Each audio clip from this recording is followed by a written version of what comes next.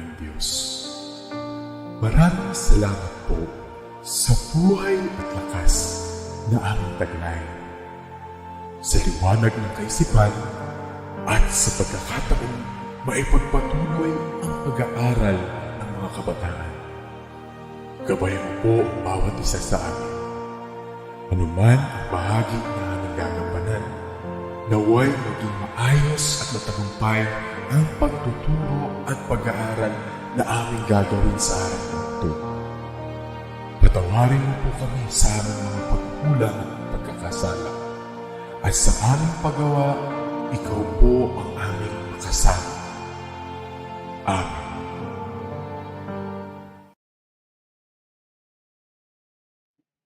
Great day, everyone! Welcome to the 15th week of Learning Media and Information Literacy.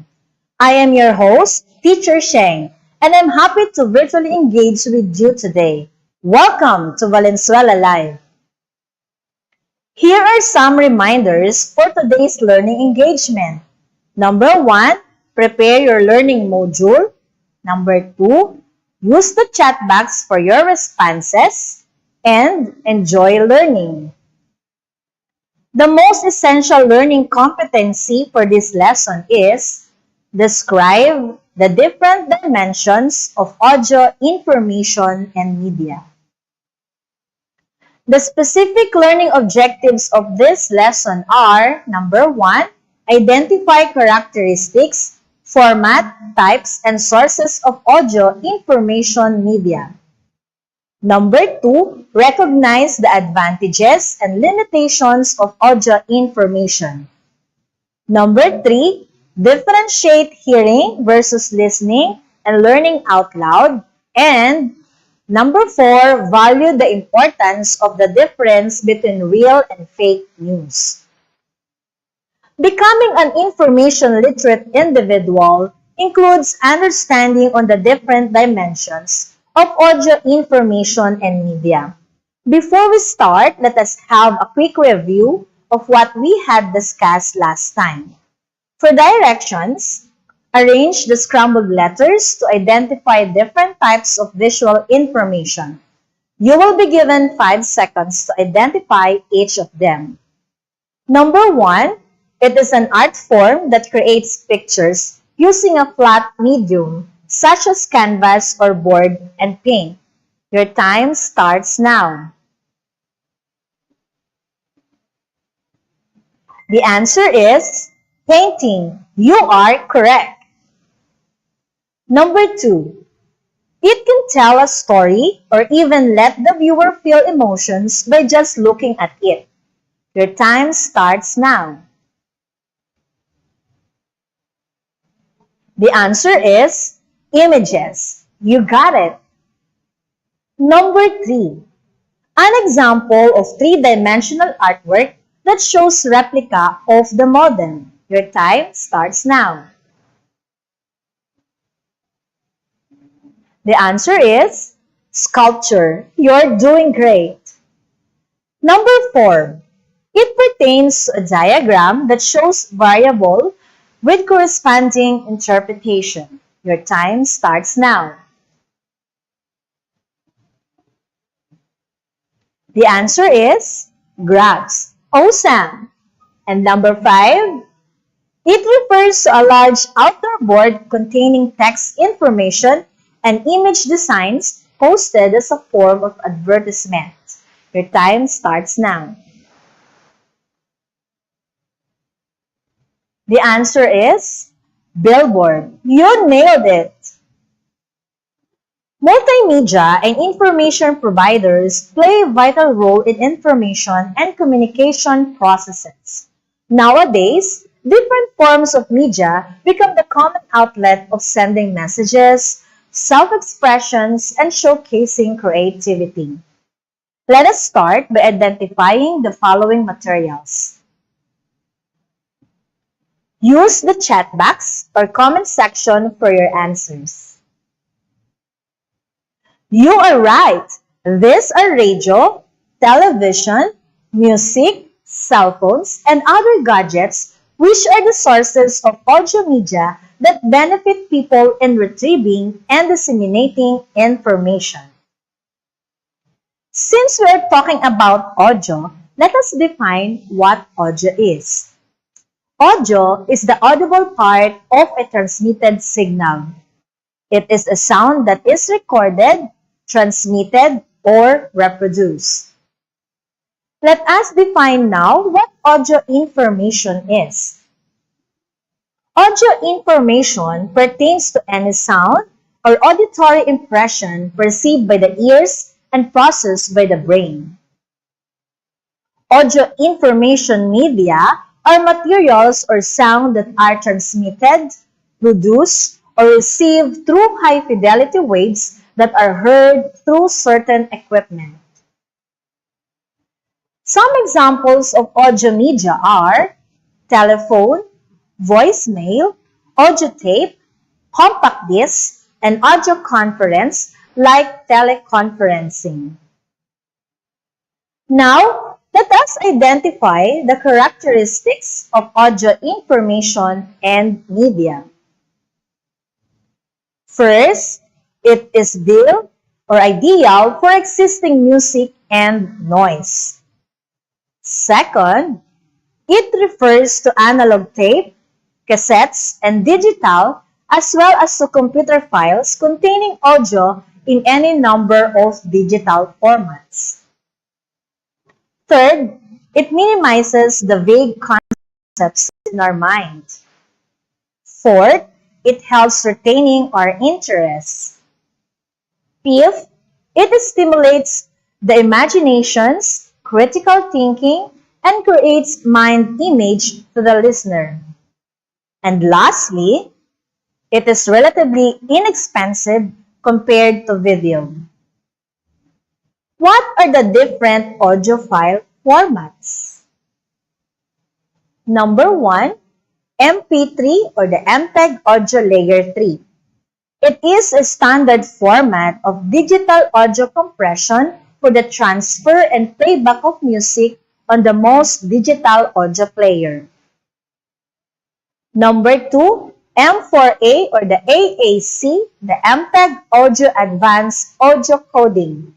An audio coding standard for lossy digital audio compression, it is designed to be the successor of the MP3 format. Number 3, the WAV or the Waveform Audiophile format. It is a Microsoft audiophile format standard for game sound and storing an audio bit stream. And lastly, number 4, the WMA or the Windows Media Audio. It is an audio data compression technology used with Window Media Player. Let us move on the different types of audio information. Number 1, we have the dialogue or conversation. It is an exchange of ideas which takes place between the people who are talking. Examples are having conversation on telephone, cell phones, and the like. Number 2, lecture or talk. The participants can acquire information from the speaker.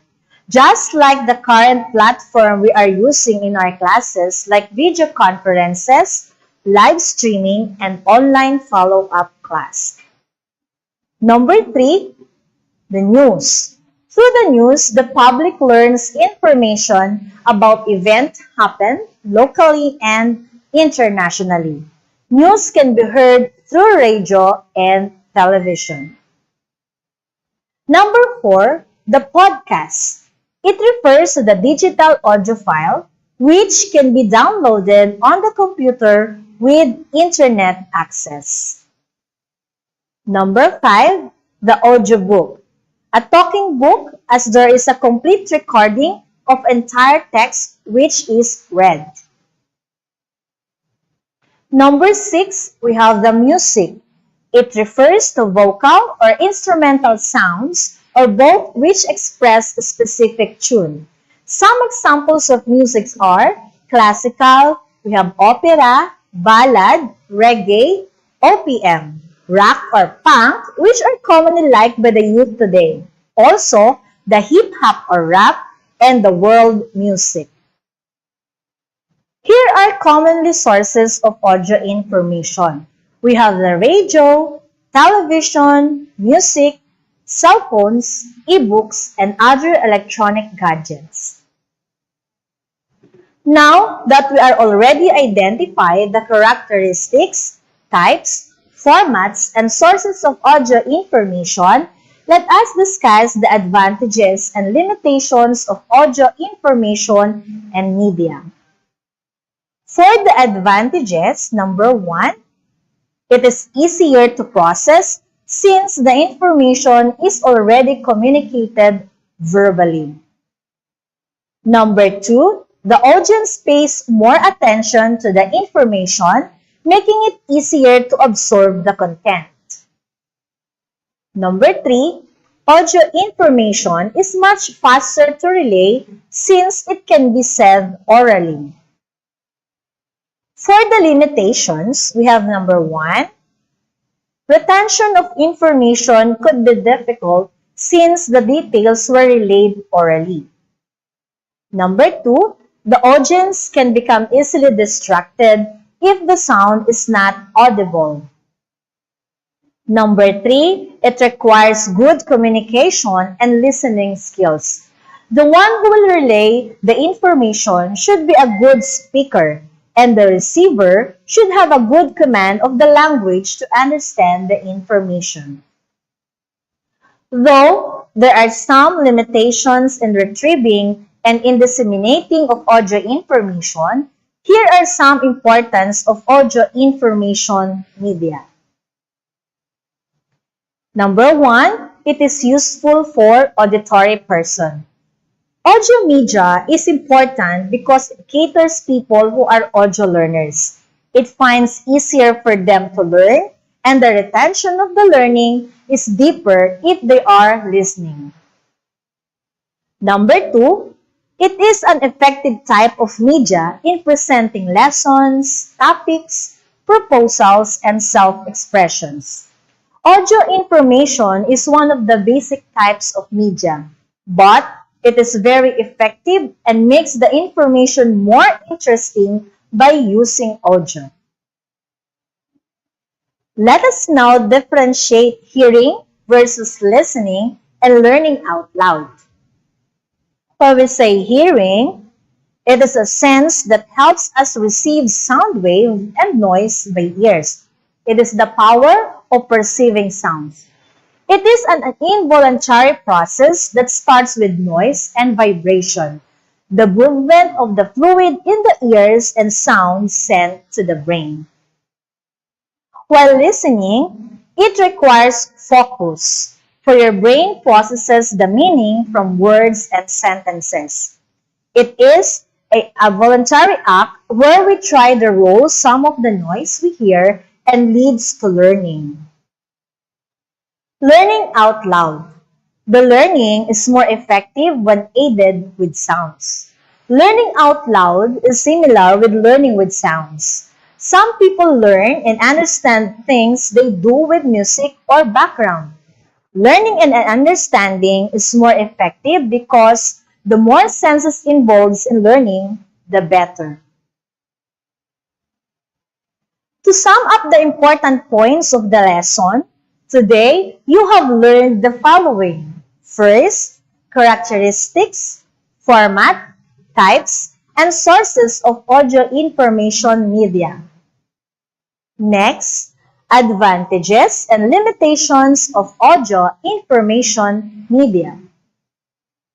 Number 3, importance of audio information media, and hearing versus listening and learning out loud. Now, I am sure enough that you are ready to have a short assessment. For directions,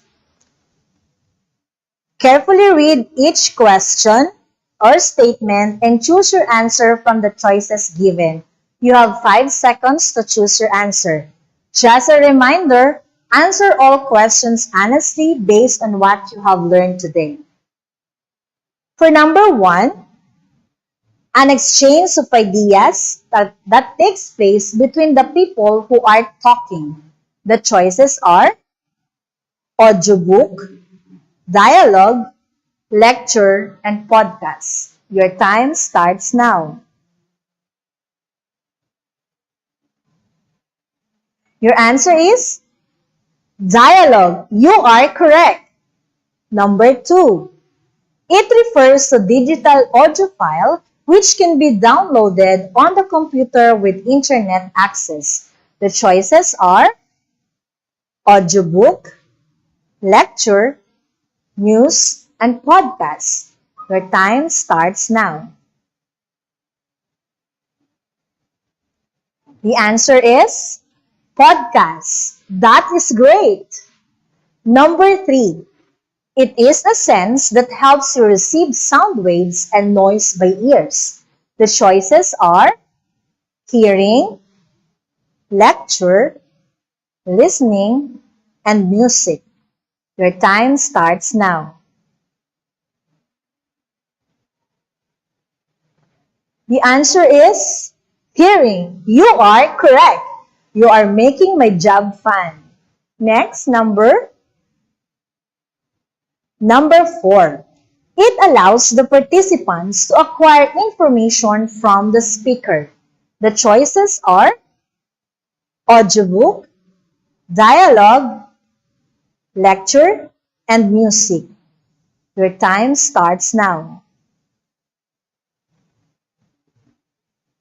The answer is lecture. That is great. For the last number 5, it requires focus so that the brain processes meaning from words and sentences. The choices are audiobook, hearing, listening, and music. Your time starts now. The answer is listening. Amazing! How many of you got perfect score? Wow! Congratulations! I hope you learn and enjoy our self-check activity.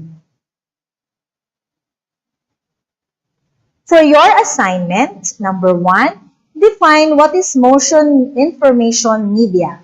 Number 2, identify types of motion information media. And number 3, familiarize yourselves with the advantages and limitations of motion information media.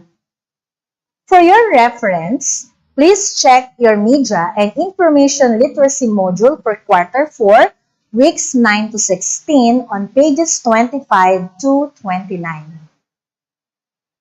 Before we end this learning engagement, let me leave you a quote from an American education superintendent, Dr. Daniel L. Fraser. He said, "Technology opens the door to the world. It's up to us to walk through it in a meaningful and respectful way." That is all for today. I hope you learn and enjoy from today's learning engagement. Again, I am Teacher Sheng, your host for today, saying, anuman ang sitwasyon, tuloy ang edukasyon. Have a blessed day everyone and keep safe.